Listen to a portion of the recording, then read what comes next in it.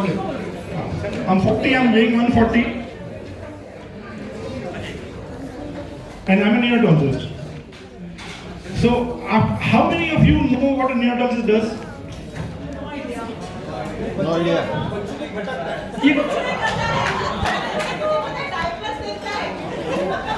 Diaper बदलते diaper imagine the condition of my career gynaecologist हाथ नहीं उठा रहे हैं।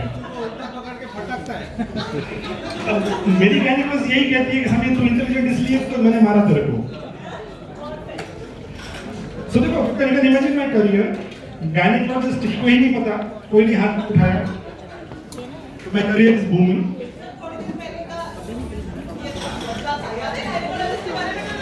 यस यस यस मैं डायपर पहन के आया हूँ। So we are very career oriented person, people, you know. So much so career oriented कि मैंने शादी भी गायनेकोलॉजिस्ट में कर ली। ये आशा में कि एटलीस्ट वो तो रिफर करेगी पेशेंट को, पर वो भी नहीं करती। So my life is really rocking. I'm too good. So now married since 15 years. मैंने मर्डर किया होता तो मैं छूट गया होता अब तक। बट 15 ईयर्स हो गए शादी को। सुनो जब शादी होती है तो आपका एक कमीना दोस्त होता है जो आके आपको पूछता है कि bro are you sure, are you really ready. जब मैं अपने पेरेंट्स के साथ उजमा को देखने गया था, उसने हाँ बोली, मेरी उल्टी गंगा चली गई। मेरे पेरेंट्स वहां गए, उजमा को पूछने लगे बेटा आर यू श्योर। मेरी फोटो फिर से दिखाई, बोला बेटा you can do better than this. But as usual ladies किसी की नहीं सुनती, उसने भी नहीं सुनी। And 15 years down the line, this is the one of the reason that she remembers my parents more than me. काश मैंने बात सुन ली होती। तो मेरा कमीना दोस्त बाकी कहता है कि ब्रो आर यू श्योर। मैंने देख सकता, बोला ब्रो मत बोल, मेरे पापा का टेस्ट इतना खराब नहीं है। एंड उधर देख, ये पटाखा देख, अगर वो रेडी है तो इससे अच्छी मुझे नहीं मिलने वाली। दैट इज हैशटैग औकात।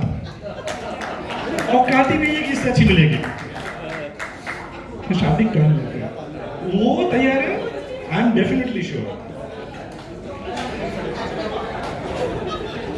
बट तभी भी, अभी भी, शादी से पहले भी मैं कभी भी एलिजिबल नहीं था, कभी भी नहीं। जब छोटा था तो काला सा क्यूट बच्चा था, with my size and shape मेरा ट्रांसफॉर्मेशन सीधा अंकल में हुआ। नथिंग इन बिटवीन, कोई फेज ही नहीं है लाइफ में। पहले बेटा था, फिर अंकल हो गया। मुझे जब तक पता था तो सोसाइटी में ना बॉयज गर्ल्स अंदर शादियां होती थी। बॉयज हाथ रखते थे लड़कियों को, उन्होंने बिना मेकअप के देखा हो, फिर भी लड़कियां मान जाती थी उन बॉयज को, उन्होंने दारू पी के पान खाते रोड पे थूकते हुए देखा था, फिर भी। मैंने कहा तो मेडिकल, मेरा तो एमबीबीएस में एडमिशन हो गया, मेरे तो कुछ तो लग बनेगा। तो मैं तो 10th स्टैंडर्ड अंकल, सीधा, नथिंग इन बिटवीन। तो पहले बेटा था, फिर अंकल हो गया। बाकी भाभीयों के लिए मैं भैया था। who mean it very literally at a tender age, जब पहली बार को पता चलता है कि what does सविता भाभी means, और उस टाइम पे I was so depressed, not really molested। और मैं पहले कभी भी एलिजिबल नहीं था, मैं आज भी एलिजिबल नहीं हूँ। But I tell you, 15 years down the line, give me a cheer. How many married people here? Give me a cheer. All are? Acha, now listen to this. Ladies, give me a cheer who doubt their husbands. Give me a cheer. Ladies who doubt their husbands.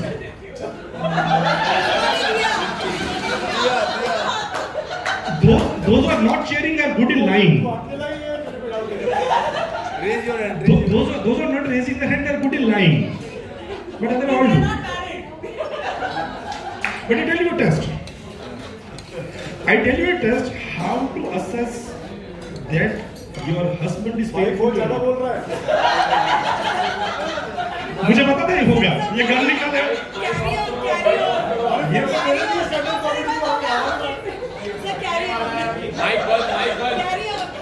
Yes, I like the silence in the room. When I said कि एक मैं test बताता हूँ, जो लड़के उनकी फटी पड़ी है, आधे लोग नवनीत को कर्ज कर रहे हैं कि साला इसको माइक तूने क्यों दिया, और बाकी आधे सोच रहे हैं कहाँ से स्ट्रोक हो जाए साला, खत्म करो। And सारी for the first time I am getting the attention of all the ladies. उनको जानना है कि ये क्या है, ये क्या है। So I'll put it in perspective. जब भी आपके हस्बैंड कॉन्फ्रेंस के लिए जाते हैं, चेक द बैकपैक्स।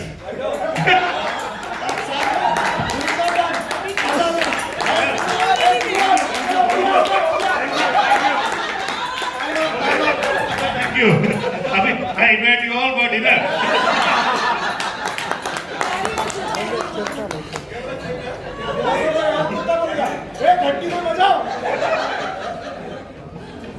घंटा नहीं पड़ेगा। कितनी घंटे बजाओ?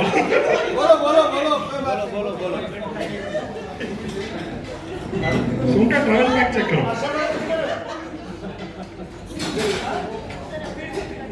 उनका ट्रैवल पैक चेक करो। अगर आपका हस्बैंड फटे अंडरवेयर पैक करता है ना, उससे ज्यादा वफादार पति नहीं मिलने वाला। उसको संभाल के रखो, उसको संभाल के रखो। हाँ?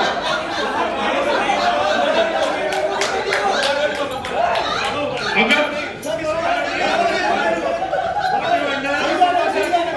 लेके जाएंगे अलग से, फटे अंडरवेयर में पति को संभाल के रखें। अलग से पैक करके लेके जाएंगे। ओके, अगर ये नहीं है राजीव सर के सवाल का जवाब, अगर ऐसा होता है और मैम सवाल पूछते कि लोग देखेंगे तो क्या कहेंगे, क्या चिंता है, इससे बहुत रेस्पॉन्स नहीं मिलने वाला। बट दो तो फिर लड़के सीधे साधे होते हैं, give me cheer boys at least अपने लोग कहते हो सीधे साधे होते हैं। वी आर हम काफी बोले हैं, बहुत बोले। I'll tell you an example. I'll give you an example. Airport में हम सब फ्लाइट में ट्रैवल कर चुके हैं, एयरपोर्ट जाते हैं। Okay, airport is the place where किसी को किसी भरोसा ही नहीं है। आप जाओगे सबसे पहले पूछेंगे आपका टिकट है? नहीं, भाई के पास लाया गया, देखिए ठीक है।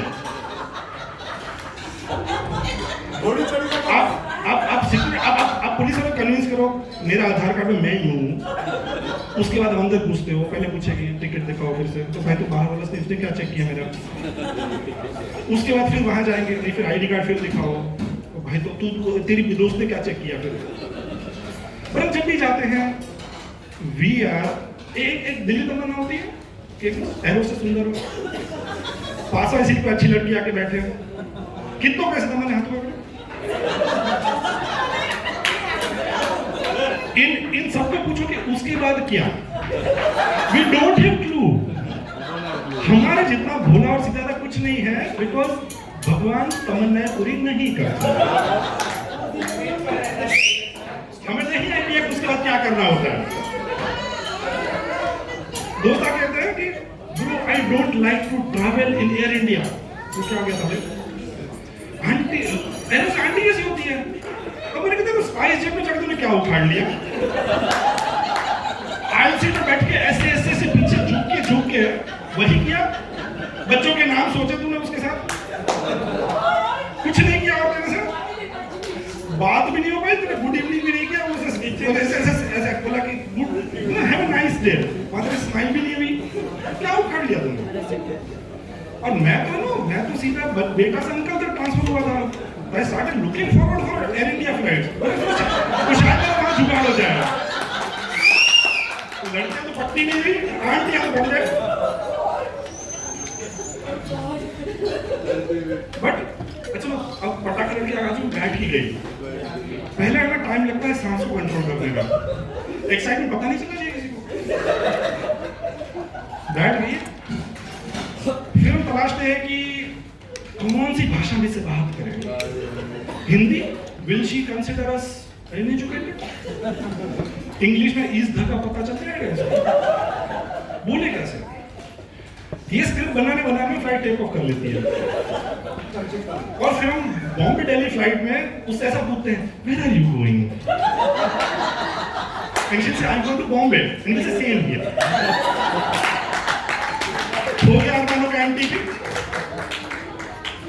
वहीं पे हमारा अरमानो का एमटीपी हो जाता है,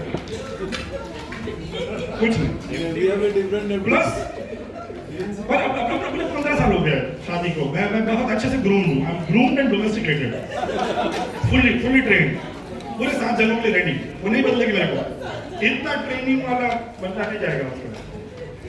तो हम कंप्लीट डोमेस्टिकेटेड। सो मुझे पता है कि 15 साल के बाद इसका कोई फायदा नहीं होगा। अगर अभी रिसेंटली मैं अहमदाबाद से वापस आ रहा था, मेरे बाजू में पटाखा लड़की बैठी, तेरे को बताया नहीं मैंने?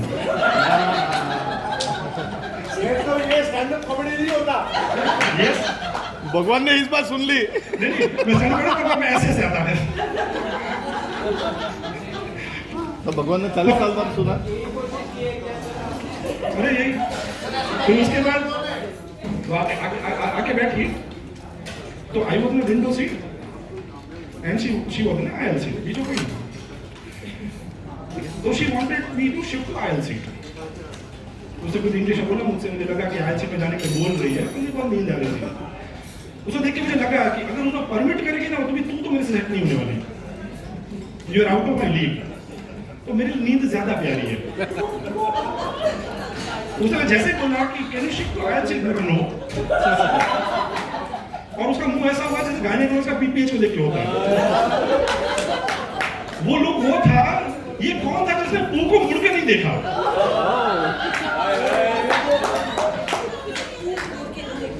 नहीं देखा, because beautiful girls can't take no for an answer. मैंने तो आज नहीं बैठ, बहन तो बैठ वहां पे।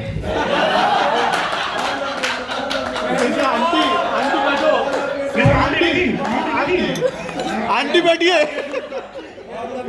झूठा आज मौका मिला आंटी बोलने का। सर उसके बाद कितने घंटों के बाद घर पहुंचे? सब सो गया, जब उठा तो वो निकल चुकी थी ऑलरेडी।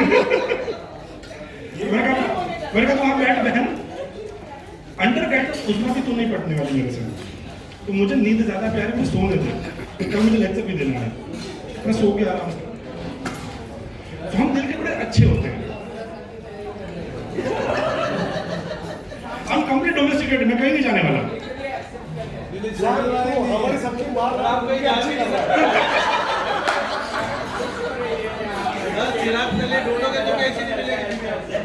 इसके लिए तो वाइट नहीं रखा है। वो चिरा के दूर से खड़ा हुआ पड़ा हुआ।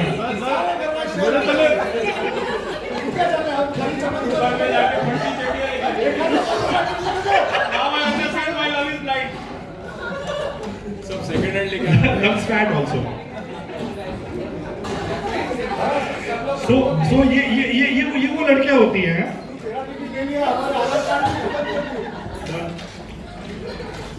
और ये एरोसेल जो कमी जो सलाह देते हैं ना, वो लोग हैं जो एटलीस्ट 2 डिजिट में लड़कियों से रिजेक्ट हुए पड़े होते हैं, 2 डिजिट में।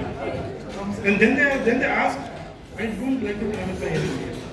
तेरी तो तेरे को एक ने हाँ नहीं बोला, पर हम लड़के मन के बड़े अच्छे होते हैं। That's for sure.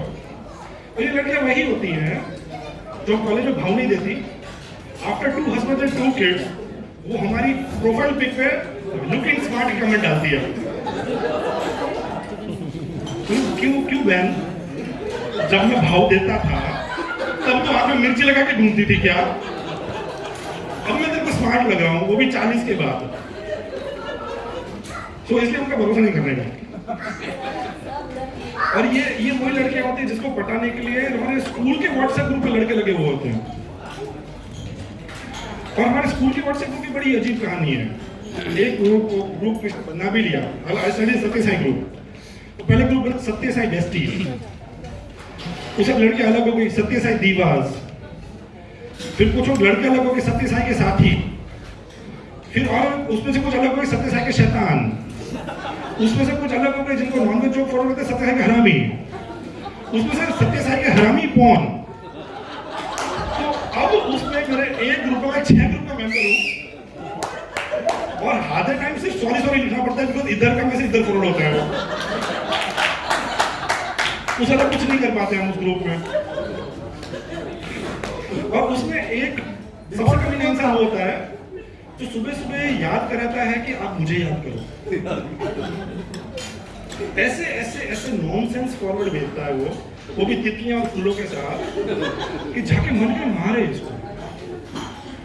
ओके इतनी मुझे पता खुद नहीं पता था कितनी बदबू में आती है मुझे कि मैं कितनी दे सकता हूँ किसी को।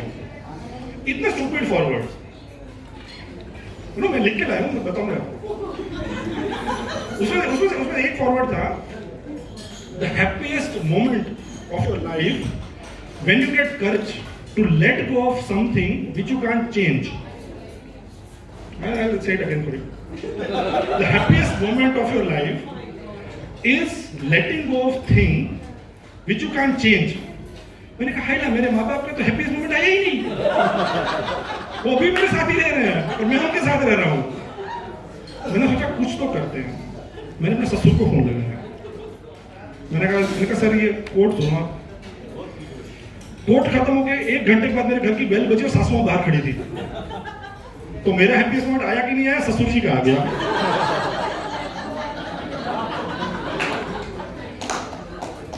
उससे भी यूजलेस एक कोट है, मैं लिख के लाऊंगा, मैं ये लिखूंगा।